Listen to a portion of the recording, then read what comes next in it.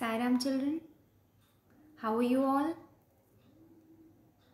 I hope you all are fine at your homes.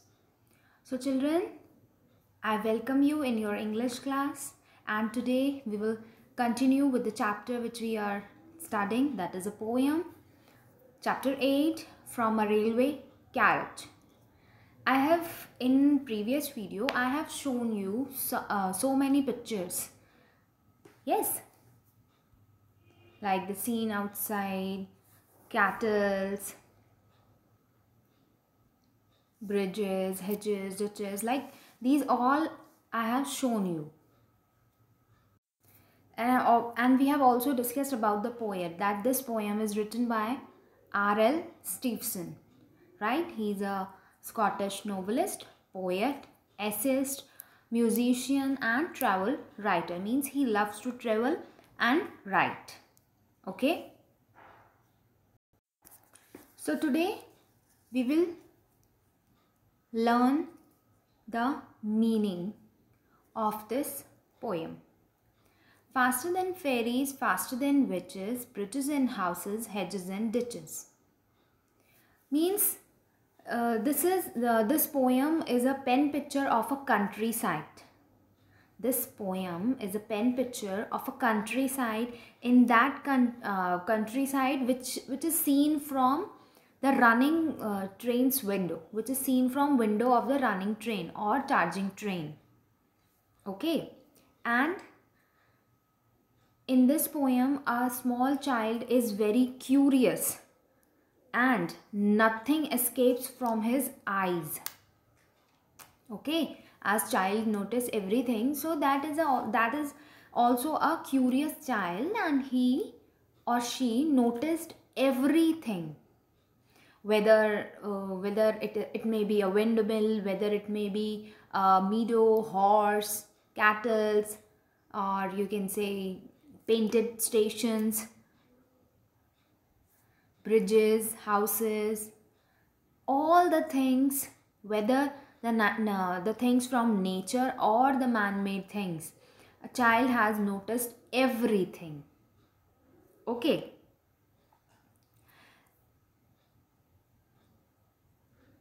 In this poem, there is a comparison, there is a continuous imaginary comparison with the things, right? Like, and charging along like a troops in a battle. Means in this poem there is a comparison between the things, and that all comparison is imaginary. That is not real, that is imaginary. Like faster than fairies, faster than witches.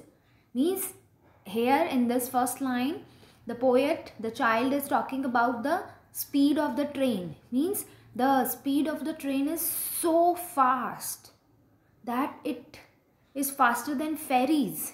It is faster than witches. So in this poem, poet also depicts the physical sensation while traveling in a train. Physical sensation, where if you went in a long train journey, so what do you feel when you came back home, and suppose you are sleeping? What do you feel that time? That sometimes like this, that still you are in a train, in a running train. You feel, sometimes you feel like that, yes, still you are sitting in a train, right? So that is the physical sensation while traveling in a train. Okay, so in this, poet has done the imaginary comparison between the things. Okay, now we will read the poem once again. Faster than fairies, faster than witches, bridges and houses, hedges and ditches, and charging along like troops in a battle, all through the meadows, the horses and cattle. All of the sides of the hills and the plains fly as thick as driving train, and ever again in a wink of an eye, painted station whistle by. In this first paragraph, In this first paragraph, poet compares the speed of a train with fairies and witches.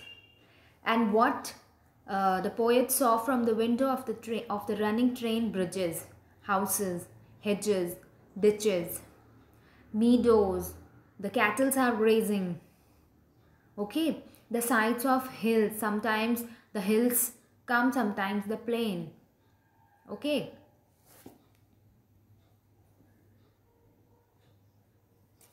Here is a child who clambers all by himself and gathering brambles. Here is a trump who stands and grazes, and there is a green for strings of daisies. Here is a cart run away in a road, lumping along with the man and load. And here is a mill and there is a river, each a glim and gone forever. Means poet also saw a cart on a road. The cart is loaded with some heavy or bulky material. And maybe that the material which is there in a cart is related to farm. Maybe. Then in a seconds there is a mill, means there is a windmill which poet has seen. Then in a wink of an eye there a river came. Okay, so all these things are related to farm activities. So we think that in cart there is farm related things. Okay. Now it's time for the question answers. We have to discuss it. All of the sides of the hills and the plains fly as thick as dry-wing train. Okay. Now the first question. What are the sides being described? What are the sides being described? Means this is from the first paragraph, right? So, see these are the lines from the first paragraph, right? So, what are the things or what are the sides which is described here?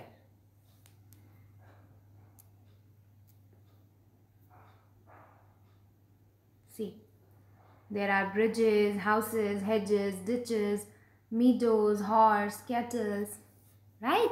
So these are the sides which are described here. Bridges, houses, hedges, ditches, cattle, meadows, etc. These all are the sides which is described. Okay. I hope you all are having notebooks and books with you and a pen and pencil so that you can write down the answers. What are the sides being described? Bridges, houses, hedges, ditches, cattle and meadows. Okay, these are the sides which are described in the first paragraph. Okay, now second paragraph, a second question. Why are the sides being described as flying? Why are the sides being described as flying? Means the poet is explaining everything from whatever he saw from the window of a train, and train is running, and you cannot see a thing constant. When you are sitting in a train and train is running, when you see outside from the window, so what do you feel? The things are moving, the things are flying like this. You cannot see a constant thing, right? They are means the things or the sides are flying because the train is moving very fast, or the speed of the train is very fast. All right. Why are the sides being described as flying? If you are sitting in a train, okay, and the speed of train is very fast, So what do you feel if there is a cloud? If you see cloud from the window, train is moving, and what do you feel? That cloud is going, right? So the things or the sides are flying because the train is moving very fast.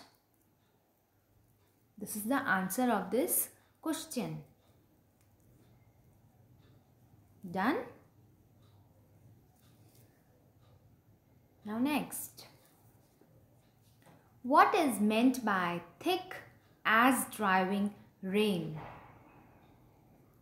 What is meant by thick as driving train?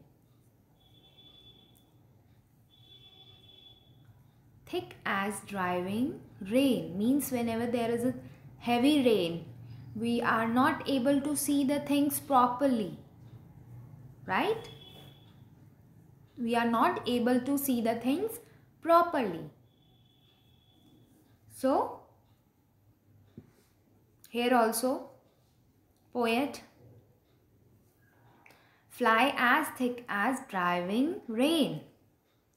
So, what will be the answer? The things look blurry when seen from fast moving train.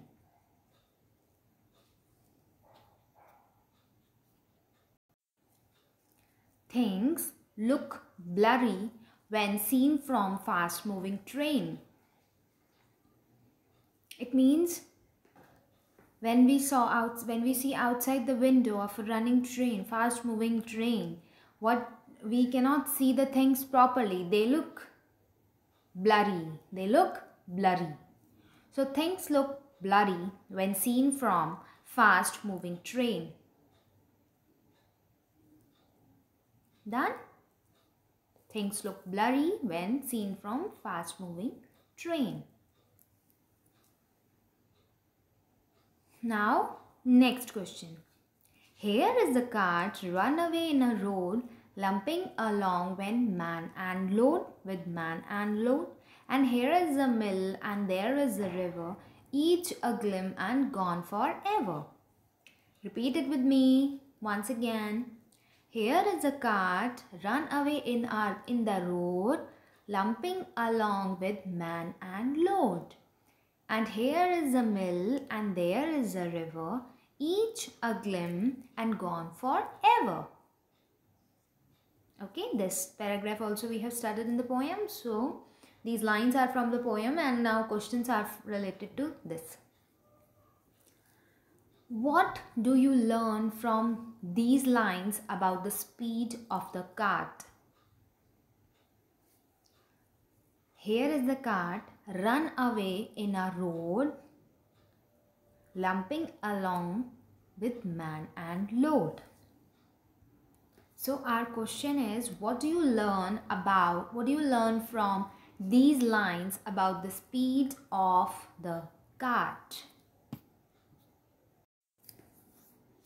So the answer is, the cart is moving along bumpily. Bumpily means not in a same movement, or you can say little when there is a cart and a man sit on it, so he like this, he always feels like jumping. So the cart is moving along bumpily, means not in a constant position, you can say. The speed of a cart is bumpily. Next. What might have been load on the cart? What might have been load on the cart? As you can see in poet, village scene is described. So we thought that the load is related to farm, right? So what will be the answer? The load on the cart is probably something farm related. The load on the cart is probably something farm related. Okay, have you noted? The load on a cart is probably something farm related. Done? Next. Which word here means a quick look? Which word here means a quick look? Each a glim and gone forever. Glimpse. Glimpse means a quick look, means each a glim and gone forever, means a thing is seen once and it gone forever. Okay, it means a quick look.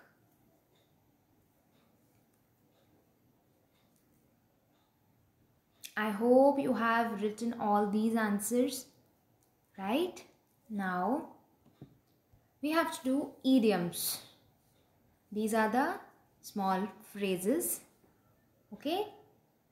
In this question we have to identify that which which phrase you feel that these are idioms, and we are supposed to give the meaning. We are supposed to give the meaning of the idioms. Okay?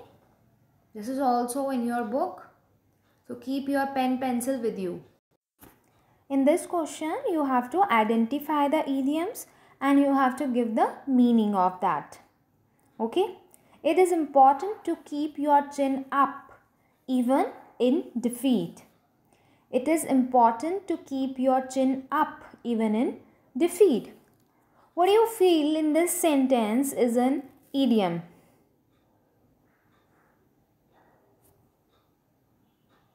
Keep your chin up. Keep your chin up is an idiom. Keep your chin up is an idiom. And what is the meaning? Never, or you can say not lose hope. This is the meaning of the sentence also.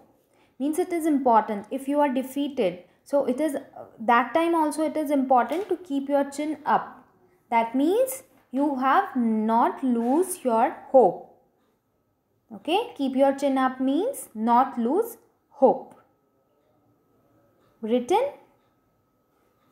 Now next. Ever since my best friend moved away, I have been feeling blue. Ever since my best friend moved away, I have been feeling blue.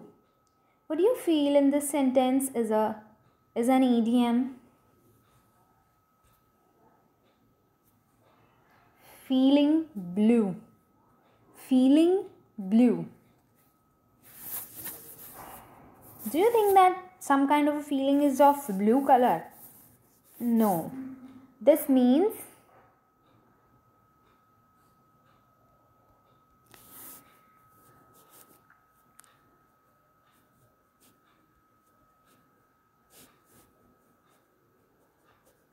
feeling sad. This means feeling sad. Ever since my best friend moved away, I have been feeling sad. So feeling blue is an idiom and the meaning of this word is feeling sad. Written?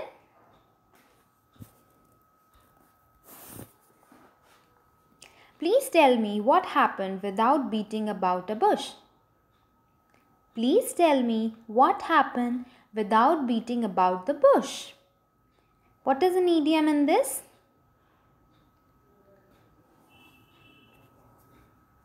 Beating about the bush.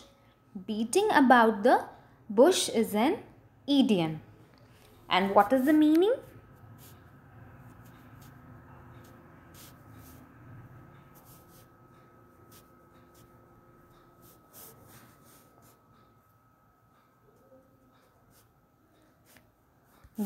Getting distracted. Getting distracted. Beating about the bush, getting distracted. Please tell me what happened without beating about the bush means without any distraction. Okay? Next. Rain or shine, the picnic will happen tomorrow. Rain or shine, the picnic will happen tomorrow. What is an idiom? Rain or shine. Rain or shine.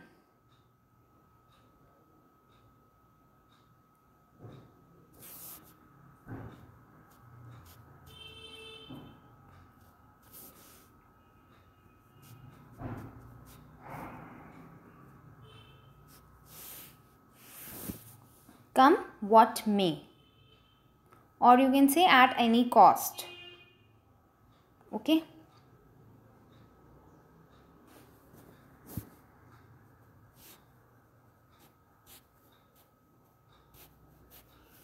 There are two meanings of these.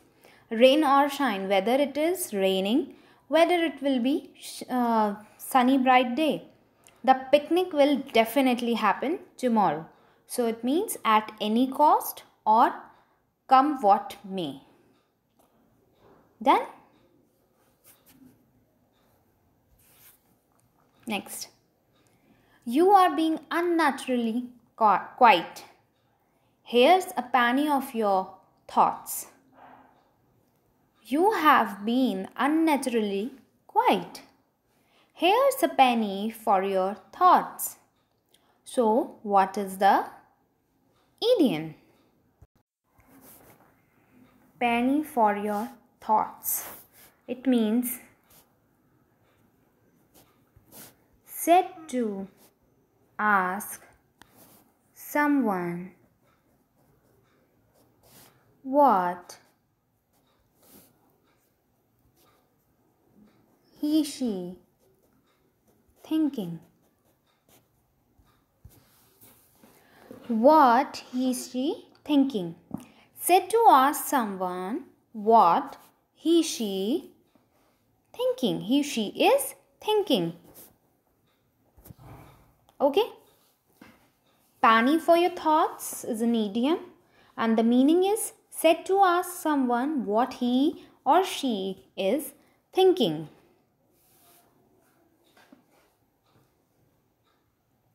Written.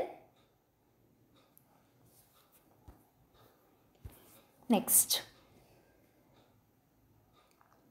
Ever since Neymar wore it in the World Cup, this haircut has been a dozen. Ever since Neymar wore it in the World Cup, this haircut has been a dozen. So what is an idiom? Dozen. It means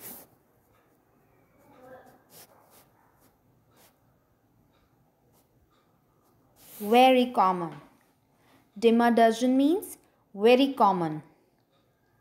Dozen is an idiom and the meaning of this is very common.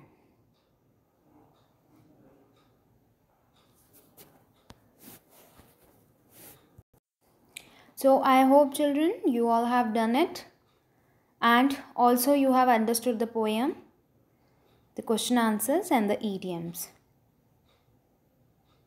Sairam.